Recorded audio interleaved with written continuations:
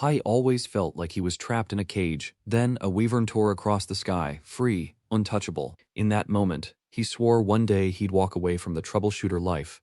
He's Aster of the great magic house, Declan. Back in the present, Aster stands victorious. The fight's over. Now you are the last one, he says, lifting the final guy with magic ring around his throat. The captive says no mere troubleshooter could have skills like this. Aster shuts him down. He's the one asking questions and holds up a battered tome, asking if it's a magic book. The guy laughs, asks if Aster really thinks all of them came here for him. Aster raises the tome and asks how to use it. The captive says he doesn't know. If greedy Declan knew, they wouldn't have buried it in some dusty hole. Aster figures a book that dragged in this many bodies must be worth a fortune. The captive orders him to hand it over and says he'll ask the head for mercy, maybe even get Aster reinstated as a troubleshooter. Aster scoffs.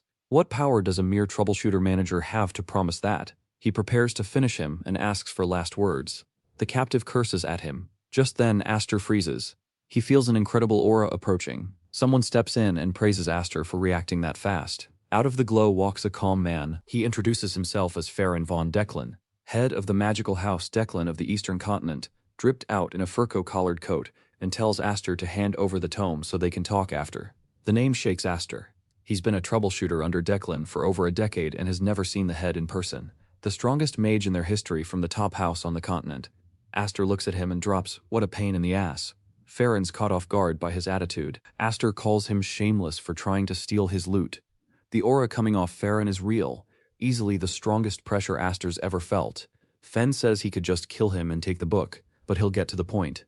Hand over the tome, and he'll overlook everything. He calls Aster talented. Watching the fight showed they underestimated him. Then says despite that, he's still a stray from the gray zone who only knows troubleshooter trash skills. Even so, with Declan at his back, right at Farron's side, Aster could make history. Return the tome and come back. He demands Aster accepts on one condition. Farron says they can start there. Aster's condition, give him the hello seat, whatever that is supposed to be, and he'll consider it. Farron's face tightens, the red aura spikes, but Aster stays cool and asks if he watched the fight. Aster chokes out the captive, dropping him at his feet. He nods at the tome. Can Farron even count how many died because of this thing? Farron sigh, so this is how it's going to be. You might die, you know. Aster agrees, then strikes first. No Naruto talk, no jutsu. Farron meets it without flinching, knocking the blow aside. Time to put you down a notch, he says, raising a hand. The ground erupts into stone spears. Aster twists away and barely clears one. Crazy bastard. Aster snaps. He looks for an opening, but every angle slams into Farron's red defense. No gaps anywhere. No openings, just pressure. So, this is the power of the head of Declan. Farron sees him hesitating and says he's spacing out, then fires again. Didn't you say you need to measure to know who is stronger? Some things are obvious without measuring. Like the difference between us, Farron declares like the alpha male he is.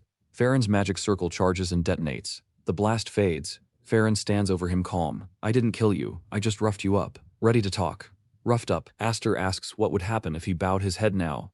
Said he'd go back to Declan's shadow. Farron says he wouldn't believe a word of it. I am done living like that, Aster yells. I am done eating dog food. Blue sigils flare around his arms, then drops as a pillar of lightning toward Farron. Aster says that he's done being anyone's dog. Shiny leash. Big house still a cage. Farron puts up his defense. He doesn't move. Calls the attempt pathetic and flicks the attack aside. I'll show you real power, he says. Aster stunned. He can't push through. Pinned and staring up, that wyvern memory flashes again. He thinks back to that day, the actual reason he looked up that day. He remembers it. Farron cuts him off, surprised. Aster still on his feet. Well, almost. You held out. Feel the difference? Aster, leaking blood, admits it. Farron's power is insane. Farron tells him to listen. He's not here to make Aster a troubleshooter again. He wants him as head of the Bongshin family. Aster connects the dots. Declan wants Bongshin as a vassal. Farron says he wants Aster in the tome. Aster pulls the tome from his coat and offers it. Farron nods it's the right call, and says this clears all his crimes. Aster lifts it like he's handing it over.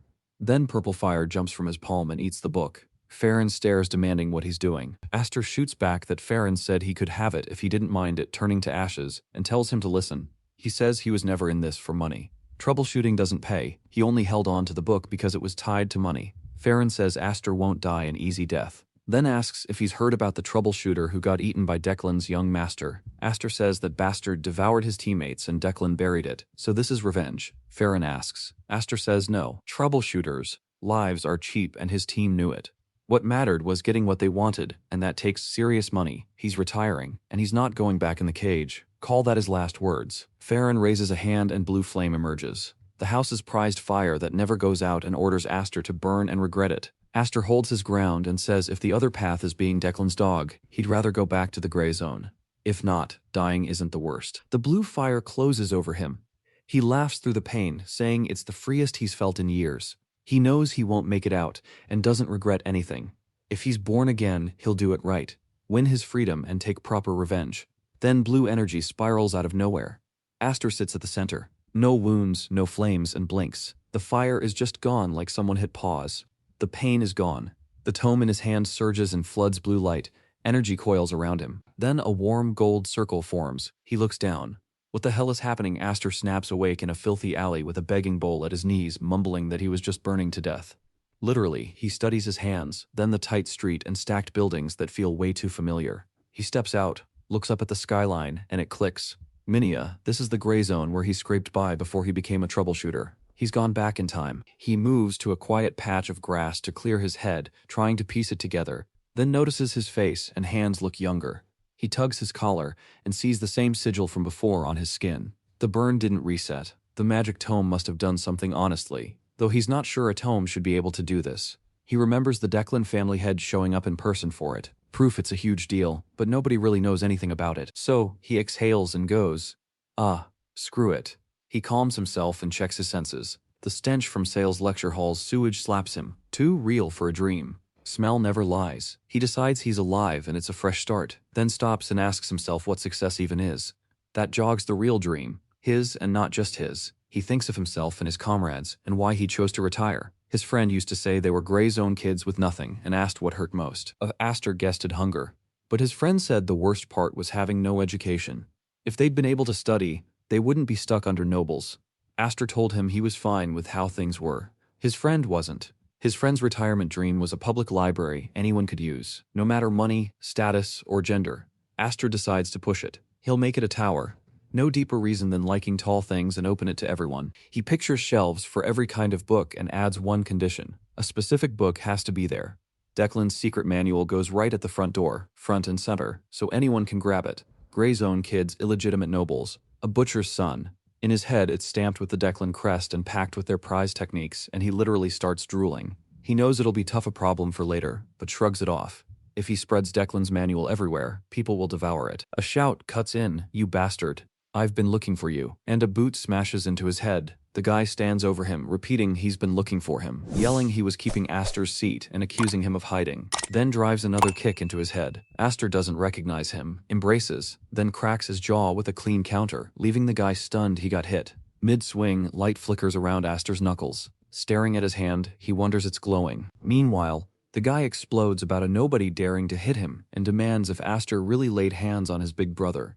Aster makes a face, mutters, "It hurts like hell," though his heart hurts more. Then the thug steps on a pebble, slips and splashes into the sewer water, and Aster sprints. He calls it a tactical retreat and says he'll remember that face. Catching his breath in a narrow alley, he grabs his wrist and curses. He used to be a veteran troubleshooter who never quit. Not some desk worker. One punch shouldn't sprain him. This body is too weak. He wraps it and decides, forget the tower. I need to fix this body first. He drops against the wall, annoyed and hungry, when a weird kid stops and looks at him.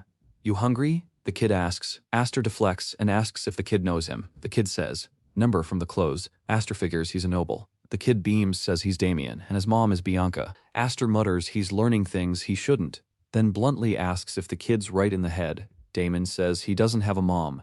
Aster shrugs it off with a "my bad," then adds he doesn't have a dad, so he wins. He tells Damon to beat it. He's not getting involved, planning to ditch him before it gets messy. Damon refuses and sticks to him. Aster considers just smacking him, but the kid points at his wrist. "Does it hurt?"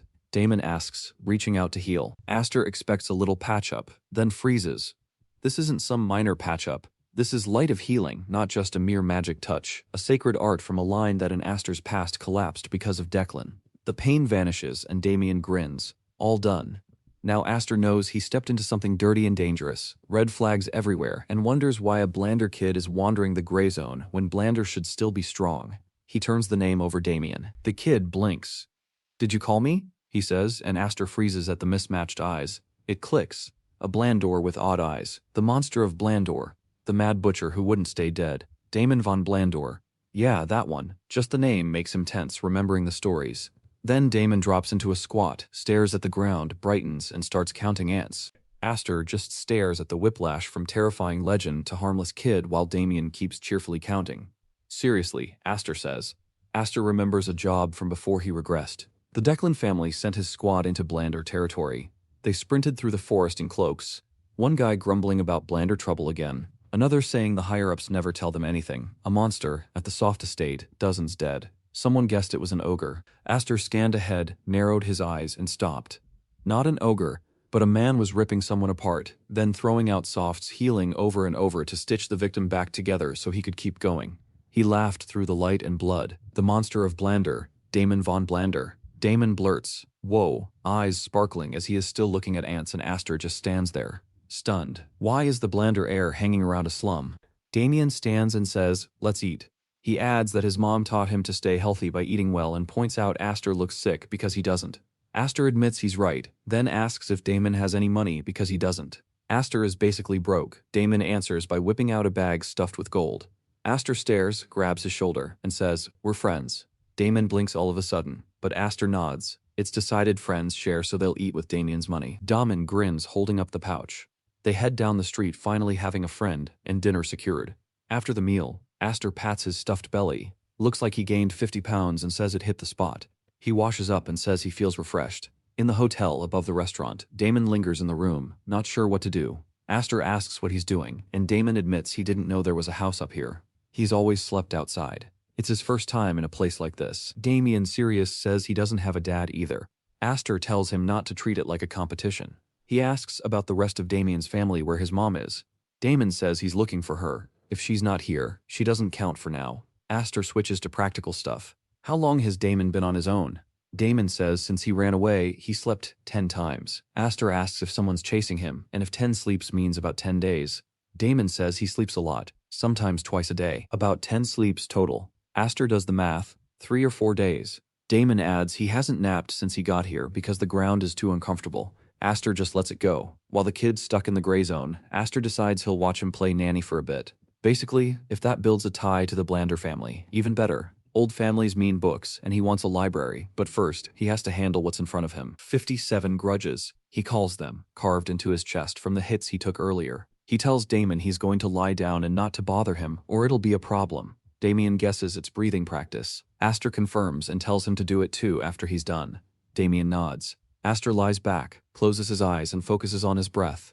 He remembers how in his past life he leaned on stock troubleshooter spells and hit their limits. He broke into noble houses and stole techniques, barely making it out alive. What he gathered was a mystery box. Night training, spirit magic, summoning, alchemy with no single path, chaos. At the very end, right before he died, he ran into power on a different level. To reach that, he needs the right breathing. He picks Declan's foundational art, the Heavenly Origin Technique, a root method that takes any mana attribute. He memorized it once for research and now puts it to work. Red light stirs from his core as the mark on his chest flares. While he tries to keep the rhythm, heat slams through him mid-breath, his skin burning. He tells himself to focus and holds on. Then it clicks. The burn is a cleanse. The surge is flushing impurities out of his mana circuits, which shouldn't even be there. He recalls a high-grade purification used by noble bloodlines that forces mana through the body to burn waste away. Struggling, he keeps the Heavenly Origin Technique steady until it's done. The glow fades. He jolts awake, gasping, and pushes himself up. Damien sleeps softly nearby while Aster had a near-death experience. He checks his hand and feels through his circuits. No grit mana flowing clean. It's more than a cleanse. It's purer than anything he had before. Even better than in his last life. Beating Declan still feels impossible, maybe even in 100 lives. But his odds just went up. He reminds himself what he is. A troubleshooter who keeps going when the chances are near zero. Wired for long shots. The next day, he finishes Damien's disguise. The platinum hair is dyed brown. The clothes are plain, and Damon beams at his reflection. Aster says the important part is done. No one from the Blandor family should recognize him. Then he pauses. When Damon asks what they're doing next, Aster says, "We're going to cause some chaos." The thug who jumped Damien earlier wakes on the street, stretches and comments on the nice weather. He spots Damien and calls him the youngest, asks where he ran off to mocks the new look, then eyes Damien and mutters, "The kid looks rich." Aster doesn't answer. He steps in and smashes his fist into his gut, folding him onto the cobblestones. Watching him wheeze, Aster says he's found the right place. He walks into their den, flexing his hand and says they're still exactly as he remembers. Inside, the others look around, panicking. Someone yells for Spotty, probably the guy Aster just beat up. And another shouts that someone broke in, then squints and realizes it's the youngest. More thugs crowd in. Aster scans them, recognizing every face from his past life. He smiles, glances across the street to see how far he can push this today. As the fight starts, Damien pipes up from the side and asks, "So, this is what playing looks like." Aster wraps mana around his fist and runs through the crowd, grinning as he lands clean shots one after another until the whole group folds. Off to the side, Damon watches with huge eyes, copies the steps, mana, clench, rapid strikes. Amazing, he says, full-on fanboy smile, completely taken by Aster's skill. Still buzzing, Damien rushes to the groaning thugs and casts healing, telling them it won't hurt and they'll be fine. One guy thanks him, and Aster slides back in and drops them again. Some guy stares at the sky and mumbles, "How many times was I hit?" Orers is shirtless now, sweating, treating it as a workout. He asks one of them, "How many times did you get hit?" And the guy says he forgot. Damon asks if it's his turn, heals them again, and Aster immediately floors them again. Heal, beat, repeat. By night, it finally ends. The bruised guys line up as Aster and Damien thank them, and the whole group shouts thanks back. Aster does the math. Over 100 hits per person, more than 1,000 total. He says it was a new challenge even for him, a veteran troubleshooter who's done everything except mountain battles and aerial combat, and he admits he's proud. One battered guy asks if they can leave. Aster nods, says, "Sure." Then the man adds, "This is their house." Aster takes it as "You want us out." His eyes flash red and he says, "That'll be hard." The man panics and says they'll back off from their own place. They leave and Aster watches, noting there's no grudge, just a mess. Then he tenses up. Someone's coming. The steps are quiet and trained, not random. And he figures it's a pursuer after Damien. He mutters that he was careful, so how'd they find him? And he can't believe Blander is the first to show up. He checks himself on the move. Mana's low, one spell would hurt. Trading blows won't be easy, not great. He prepares anyway, gathers mana to his palm, compresses it over and over until blue light wraps around his hand and decides it's enough. He drops into position and treats it like his one shot. The man closes in and suddenly stops, ignoring Aster completely. "Goodness, young master," he yells. Aster holds the charge while the man freezes and calls out for Damien. He drops to his knees in front of Damien Alfredo, the butler, and says he's been searching everywhere, worried sick. Damon recoils, tells him to let go, says he's not going back. Alfredo clings harder, maximum drama, swears he won't release him until he returns to the family, and says they can kill him first. Aster watches, clearly disgusted. Alfredo pulls himself together, bows, and apologizes for the scene in front of the guest as he calls him. He introduces himself as the Blandor family's butler. Aster gives his name, noting Damon seems to like him. Alfredo invites Aster to come with them. Aster knows Blandor's rule about rejecting anything dirty or noble and can't tell what they're after, but he agrees. He's building connections anyway. Their territory is on the road to the city with Xenon Academy and its famous library. And since Aster wants to build the best library himself, it's worth a stop. Alfredo goes to get a carriage. Aster thanks him, admits he's drifted off his original plan, but calls it a win, and even wonders how Blandor food tastes. As the carriage rolls in, a coachman announces the Blandor mansion. The door opens and they step down. Aster looks over the estate, his first official visit here, even in his previous life. Alfredo says it's late and tells them to rest, then assigns a young maid, Clancy, to handle Damien. She gives Damon a death stare for running off. He starts to explain he messed up, but she orders him to follow and drags him inside while he yelps. Later that night, Alfredo walks the corridors and reports to a woman in her office. He says he found Damien in the 7th black and white zone and brought him back. The room rattles with a sudden blast, but he doesn't flinch. At the zone's name, Damon's mother shoots up, demands to know if Damon's okay, a red magic circle flaring on her hand as she warns Alfredo about even a hair on her son's head. Alfredo asks her to calm down and hear him out, then explains he returned the boy safely. She lets the spell dim, then exhales and says she understands it's a relief.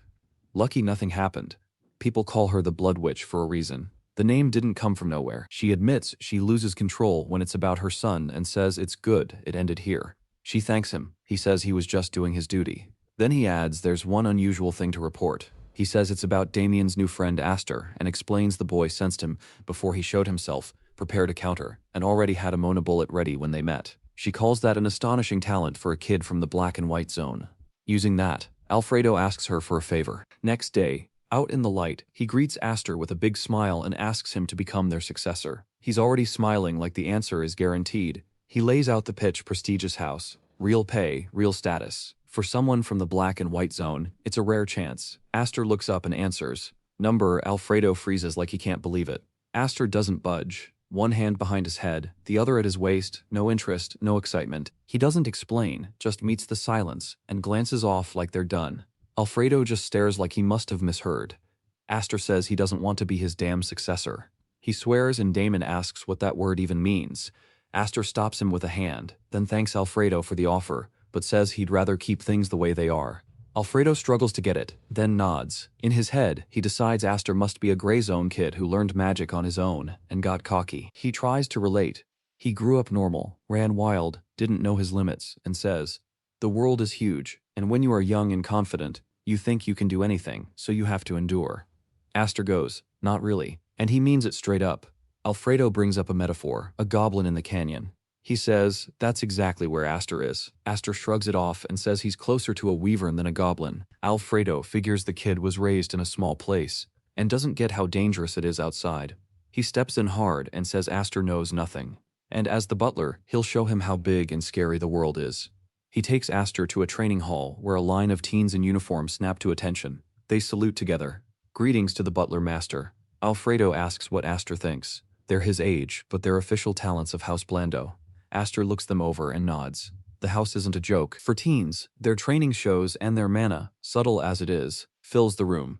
Then he focuses on their eyes and says under the polish, they're still goblins, pretty packaging, feral core, and yeah, he can feel them. Alfredo asks if that's enough to change his mind and doubles down. Succeed him and Aster will shine like these kids, brighter than anyone. Aster turns away and says he hates the light, full anti-spotlight energy. Alfredo reaches to stop him, but Winster raises a hand and asks to speak. Winster says if Aster really felt it, he wouldn't have refused. He asks Alfredo to let him give Aster a bit of experience. Not a real duel, just a taste of magic. Alfredo calls it cocky, but says it's not a bad idea. Then asks Aster if he's up for a simple match with the trainee. Aster looks between them. He knows they see him as the lucky vagrant who showed up out of nowhere and got hyped too fast. He asks if he can pick his opponent, and when Alfredo says yes, he points to one. Then another, then a third, and a fourth, and goes, yeah, you two. He picks 5 at once, humble as he is. The room stalls, some of them looking unsure. Aster steps forward with a grin and asks if they're scared, then tells them to go die. The 5 line up across from him. Alfredo grins, laughs, and says that's the kind of spirit a successor should have. Then he narrows his eyes and asks if Aster can take responsibility for those words. Challenging them like this could be seen as insulting House Blando. Aster says he'll take responsibility. Alfredo raises a finger and sets the terms. Last 1 minute, and Aster gets a gift. Fail, and Alfredo will hold him accountable. Aster figures responsibility probably means becoming the butler's successor. The old man still trying to reel him in. The instructor asks if 1 against 5 isn't too dangerous. Alfredo waves it off, says that's why it's worth doing, and Aster's stubbornness needs to be broken anyway. The instructor worries Aster already looks unfocused, and if the young master's guest gets hurt, his own job could be over. Damon watches with his maid, Lansansi. The flustered instructor rushes over, begs Damien to stop the butler. Damon says he's shocked too, but Lance warns that if he steps in, his mother, Lady Gamo Bianca, will scold him. Alfredo cuts in and tells the instructor to begin. The instructor sighs and moves to start. Lance tells Damon she's stepping out and asks him not to get involved. He nods. Outside, the instructor starts to set a turn-based duel. Alfredo cuts him off and says, make it a free-for-all. The instructor gives in, announces a free-for-all until one side surrenders, and lays out the rest of the rules. He adds he can stop at any time, then raises his hand to start. Across from Aster, Winster is fuming. He calls Aster a vagrant brat and says the young master and the butler might pity him, but that won't save him. He'll crush him. Begin, the instructor shouts. Aster doesn't hesitate. Winster gets blown back and dropped before anyone processes it. He blinks around and sees the others are already down too. He's the last one half standing. Aster stands there with a small grin and blue light gathering on his hand and tells them not to underestimate the little gun. Winster, the loudmouth, babbles about magic bullets, says they're just basic mana control, too costly, useless in a real fight. Aster says second lesson, don't judge people so easily, then snaps more shots straight at their heads. He closes the distance on Winster face to face and says the third lesson: the world is vast and bitter. He launches Winster with a punch and tells them that from here on out, he's going to force these experiences into them for free. Winster clutches his head and yells, "This isn't magic," calls Aster a lunatic. Aster says it is physical magic, then drives a blue-charged kick into Winster's face and sends him flying. The referee freezes whistle, basically decorative, and everyone around the ring just stares.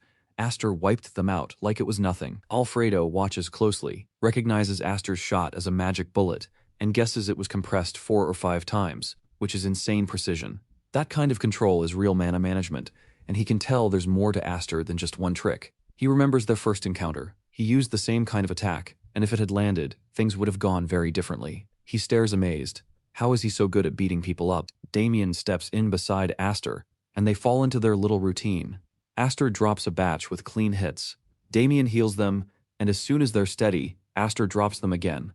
The doors swing open, and Lady Gamo strides in with her attendant. The ref, looking relieved like a lifeline, just walked in. She asks Alfredo what happened, and he stammers. Well, I just wanted to run a simple test." She takes in the groaning trainees and says, "You call this a test?" She switches to orders: gather the trainees and pull them out. "Damon, back to your room. Aster, back to yours now." Then she calls for Instructor Runfit. He steps forward saying he did his best, but she cuts him off. "You are fired." He freezes. Poor guy just followed Alfredo's orders and got fired for it. He's out. That night at the estate, she calls Alfredo in. Calm but firm, she says she understands what he was trying to do, but he crossed the line. He lowers his head, admits he lost his temper, and says he'll take whatever punishment comes. She asks about the spar. Aster mixed it up with the trainees. So what exactly happened? Did Damon help? Alfredo hesitates, replaying Aster closing distance and dropping people with sharp, clean strikes. Then snaps out of it and says, "No, it wasn't about help. Aster was just incredibly good at hitting people like crazy efficient." He apologizes for spacing out and explains the technique. Aster used a magic bullet again, compressed 4 or 5 times for power that takes tight mana control. Even if she missed pieces, the result was clear. Aster dropped 5 trainees by himself. Numbers do not lie. Lady Gamo can't believe it. He did all that with a mana bullet. She points out that handling raw mana like that is hard, even for top mages. She asks about the successor proposal, and Alfredo says Aster rejected it outright. She takes a slow sip of tea, says she'll need to reassess him, and tells them to bring Aster in. Aster steps in. Lady Gamo greets him and invites him to sit. Damon's beside her, casually munching cookies. Aster sits across from them and says he came because she called. Before getting to the point, Lady Gamo brings up Alfredo's promised gift. Aster remembers Alfredo telling him to hold out for a reward. He didn't expect it this soon or prepared by her. She slides a long box across the table and tells him to open it. He lifts the lid to a golden glow and recognizes a high-grade item. He points out how rare it is. Blander only gives something like this to recruits headed for top mage divisions. A meal is goodwill, but a gift like this usually has strings. For a wager reward, a mid-grade item would make sense. This is too much. Lady Gamo tells him to take it. It's recognition for helping Damien in the gray zone and an apology for today. Aster pushes back and asks straight. If he eats it, is he being pushed to join Blander? Is there poison? Any conditions? She answers plainly. No ties, no poison, no requirements. She keeps it simple. There really are no conditions. It's nothing more than a gift. Aster relaxes and grins, calling it an unexpected bonus. Then she lays out a proposal. She'll arrange his admission. Will he attend the academy alongside Damien? Damien was supposed to enroll last year, but he pushed back, so they delayed it, and she didn't expect him to run away. She's asking now because Damon actually likes him. Damien brightens. If I am with my friend, I am fine with it. He's in, as long as Aster is there. Aster nods. It makes sense. He also gets why it matters to her. Forcing Damon and might just make him run again, and the clean way to change his mind is for Aster to go with him. He weighs it in silence. It would help him too. Ties matter here, but it still feels like a leash. He says he'll think about it, and Lady Gamo accepts, asking him to let her know when he's decided. Then she asks why he turned down Alfredo's successor offer. Aster pauses, gives a half smile, and says his knees are too precious to waste on kneeling. He brings up how Alfredo rushed to Damien and practically gravelled. He won't live like that, even as a successor. Lady Gamo stares, surprised by how blunt that is. Outside the door, Alfredo is listening, wondering, is he serious?